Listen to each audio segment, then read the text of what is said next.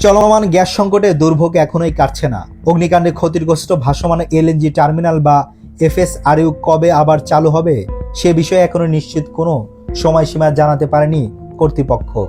ফলে গ্যাস সরবরাহ স্বাভাবিক হতে আরও কয়েকদিন সময় লাগতে পারে বলে ধারণা করা হচ্ছে।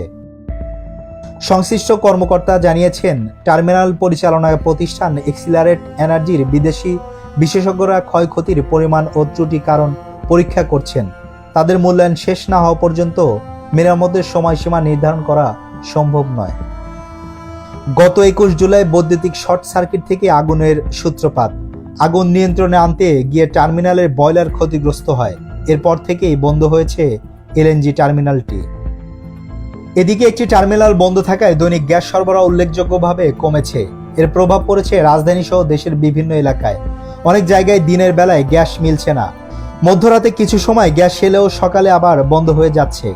এতে রান্নাবান্না থেকে শুরু করে হোটেল, রেস্তোরাঁ, সিএনজি স্টেশন এবং শিল্প কারখানা দেখা দিয়েছে চরম ভোগান্তি। সংশ্লিষ্টদের মতে, দেশীয় গ্যাস উৎপাদন ধারাবাহিকভাবে কমে যাওয়ায় এবং এলএনজির উপর বাড়তি নির্ভরতার কারণে এই সংকট দ্রুত কাটার সম্ভাবনা কম। তাই ক্ষতিগ্রস্ত টার্মিনালটি চালু না হওয়া পর্যন্ত গ্যাস সংকট এবং দুর্ভোগের অব্যাহত থাকার আশঙ্কা রয়েছে।